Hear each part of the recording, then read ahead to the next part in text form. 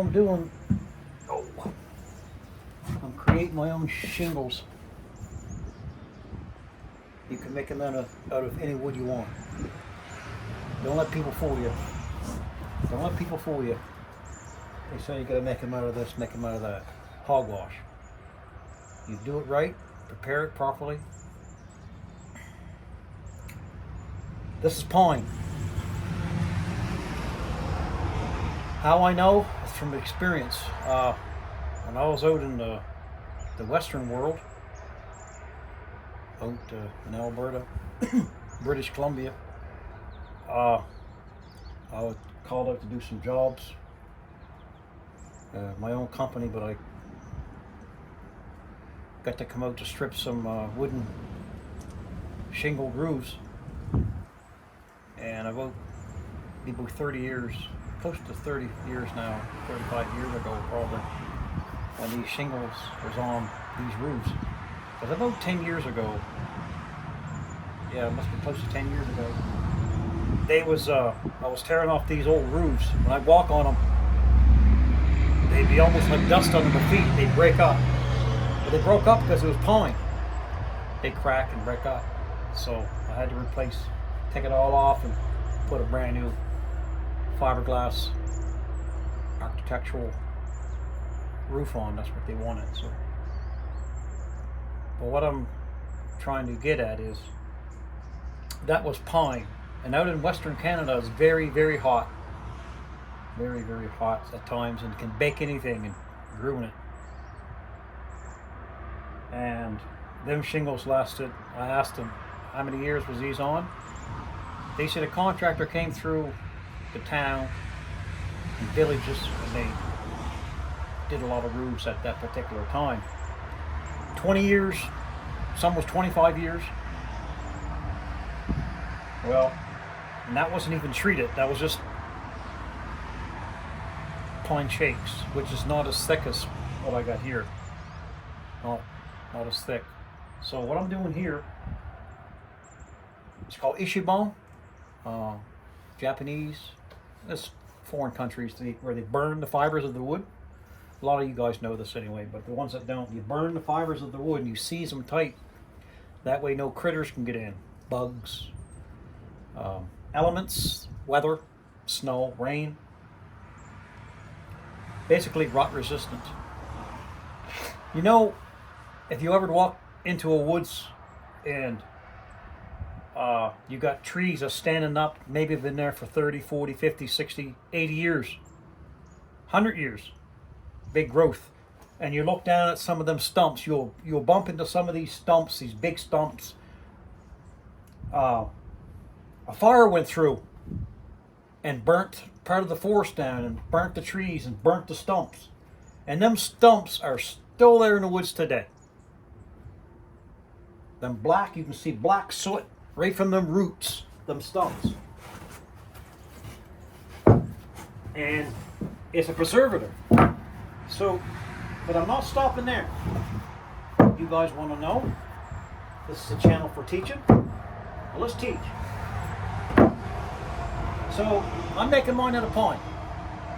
I'm cutting them 24 inches long. Random boards, random widths. That's what's good. Random the better.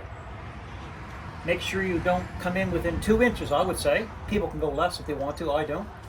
2 inches for the seam when you're overlapping your following shingle. You don't want no water to drift over. Anyway, so, that being said, you shingle like normal shingles, and that's what we're creating. I'm making a shingle. I'm using what I got and what I have. Okay, once this gets all burnt, what I do, I just went to my brothers from the Edinburgh, Mr. Randy. I asked him, I said, do you have any black used diesel oil that come out of a truck? That's thick and rugged, strong, diesel.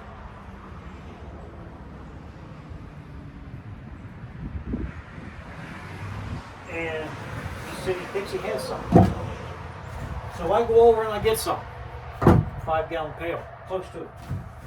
He said he's going to save more for me when he changes the oil in his diesel truck. Okay. Okay. I'll wait you in 1 second. Hold on that note.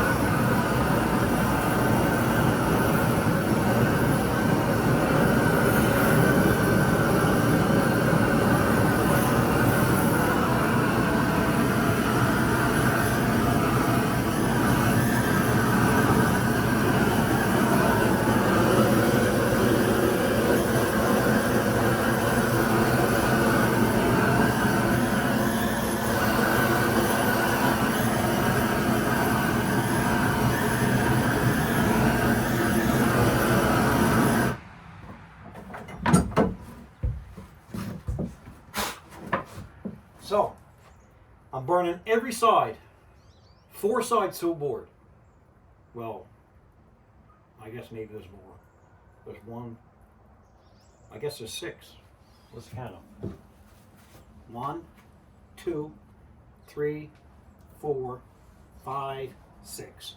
6 ends or sides. Okay.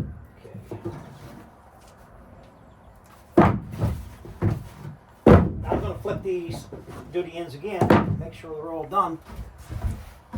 Okay, so when I get these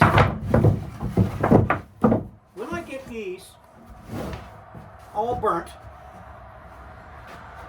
I went to the fueling station, and I bought 5 gallons of diesel fuel for the truck.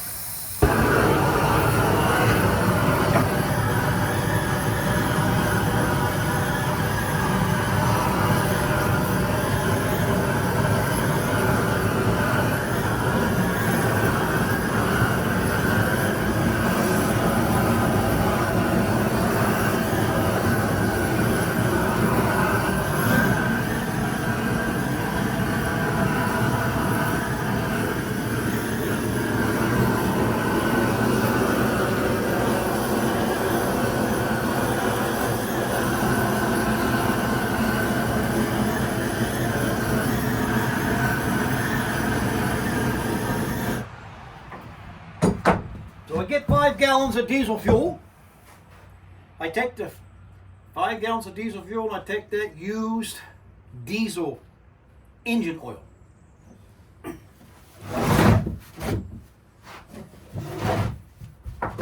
I mix it 50-50. That's what you're trying to figure out from me. What's the mixture? 50-50. Works good. So you mix it up. Now you can brush it on or roll it.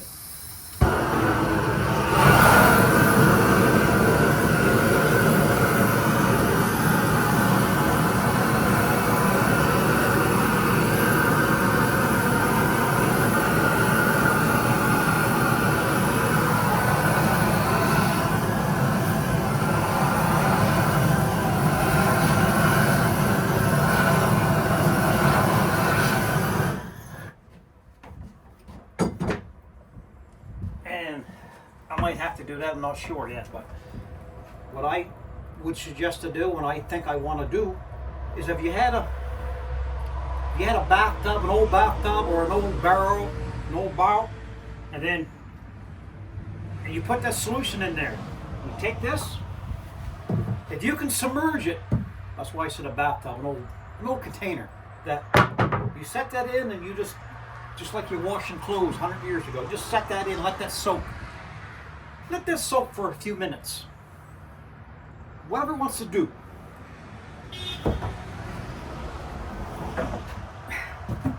See what I got here? I got shingles right there. Them shingles. See my pile I got? See the pile I got right up there? That's a lot of shingles so far. And once they get oiled,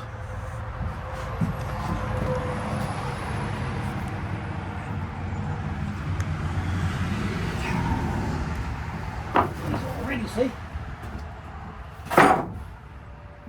Okay, I gotta go cut some more. Yeah. What I do, I go get them. I'm using pine, but you can use hemlock, you can use poplar, hackmatack, you can use anything you want. Don't let people fool you. And don't get caught up into the hype of buying chemicals and stuff from the stores and such. Costing a fortune to do. Take that money that you're gonna spend for them expensive cedar shingles and all this fancy stuff. Oh, you gotta have this, you gotta have that, you ain't gotta have no such thing. You get some wood, and if your wood's sound, doesn't matter what, and you burn the crap out of it. You burn it to your sounds and makes noises and smokes, and you burn her good. And you burn every side, 6 sides. And you get that mixture. Diesel fuel's not very much money. Used oil's free. You make that mixture 50-50, and you bathe that into it, let that soak for a few minutes. Haul it out, space it out, let it drip dry. And after, you don't have to do it right then, within 24 hours, the next day, whatever. You put some paper on your roof, and this stuff right here, here's what I'm going to be using. You see, I got a plank roof. You're going to freak. This is 2-inch thick by 6-inch hemlock. Nobody does that. Nobody that I know of. I did it because I had a lot of excess planking. And I said, you know something? This is going to be one rugged cabin. It's built out of 4x4 hemlock. It's built out of the stringers, the skids is 6x6 hemlock. The floor joist is 2x6 hemlock. The planking on the side happens to be spruce. It would have been hemlock if it would have had that, but I wanted the width. What I'm creating, guys, is a log style cowboy cabin. But this here's the stuff what you need. You need this stuff so it breathes, right? This stuff right here, you can buy it. It's corrugated. Wind goes through it underneath, so it can dry the your shingles. But that's when shingles is not prepared. Mine's prepared, so mine won't be getting wet. Mine's burnt, sealed, and oiled. It's like top dog, top shelf right here. Oh. You know what I mean? And you put the blackest side out. I would anyway. And it's all going to be oiled. And there's quite a bit right there. There's a lot. There's probably, I don't know, guys. It might be 1 square. There might be 1 square shingles there. Maybe close to 1 square. I don't know. I didn't figure it out. But that's what I would use. I'd use that. So now, if you wanted to leave a gap, because I didn't know exactly what I was going to do with this roof. I thought maybe I just put the expensive architectural shingles, the antique look. But I said, you know what? I'm not going to do that. I already have them. I could use them. But I said, I want to do it the different way, the hard way. So that's me, the hard way. Different way, unique way. So I just bored it in. But what I'm getting at, leave gaps, like maybe 2 or 3 or 4 inch gap if you want to. Gear it up to wherever you want your showing of your shingle, how much you want displayed out. Then you go above that, and that's where you'll be nailing. You don't show your nails in your reveal. You have no nails showing in your reveal. You nail above it, right? And then you can put small layers of felt paper over every joint if you want to. Every layer, I mean. You can do that. But you have a gap. That way it breathes. But I don't have a gap. That's why I got that, right? And that's what I did. So, that being said, that's it for this video. I just want to let you fellas know this. You don't think outside the box. Like, think that money that you're saving for all the chemicals and stuff, that the treatment of the wood and all this stuff. If you want to do it, that's up to you. You know, if you got money, power to you. But the thing of it is, people that doesn't have as much money, and you just think outside the box. You make things. You think, what can you do? Grab boards. Cut them whatever length you want. I happen to cut mine 2 feet. You could cut yours 20 inches. You could cut yours 18 inches. Shakes, I think, are 2 feet, and I think 18 inches long. It's the reveal that you want to show.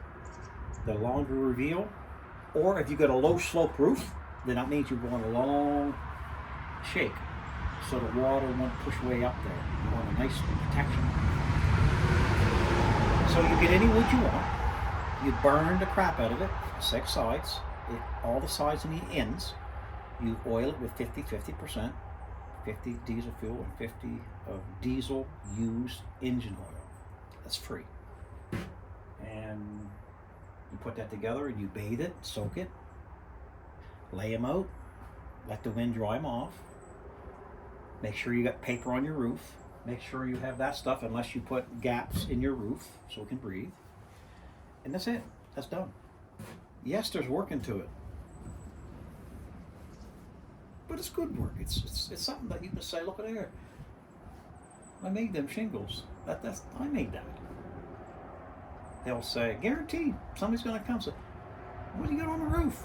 Or, who did that? What did you use? You can say, well, I told you, if you want to. Or you say, nothing. Or you can say, yeah, I made them. You don't have to go into detail. If they ask you and they're interested, you can tell them if you so choose. But so that's what I'm doing. I'm making shingles today. So I'm going to go cut more. I'm going to snap them down at 2 feet, 24 inches. Then I do the same thing that I did here and showed you guys. This here floor is being burnt by what I'm doing. But what I'm getting at, this is going to be a unique floor. This is only a subfloor. There's going to be, could be styrofoam I might put on here, or bubble wrap or something. That would be an insulator. And then I'll go over with maybe a 16-inch pine floor. I milled out 16 or 18-inch pine. At least I could use that and belt sand it. But I have another idea. And we'll get to that maybe another time if I do that. It's very unique. I don't like cookie cutter stuff. Cookie cutter's okay if you want to sell something right quick, and which is nothing wrong with it. But for me, if I was to keep this, and I'm thinking I am, I don't want to be a cookie cutter. I want to be unique. I want to have it different. And anybody can do the same. Anybody can do anything they want to do. Anyway, that's enough. Thanks for looking, and remember,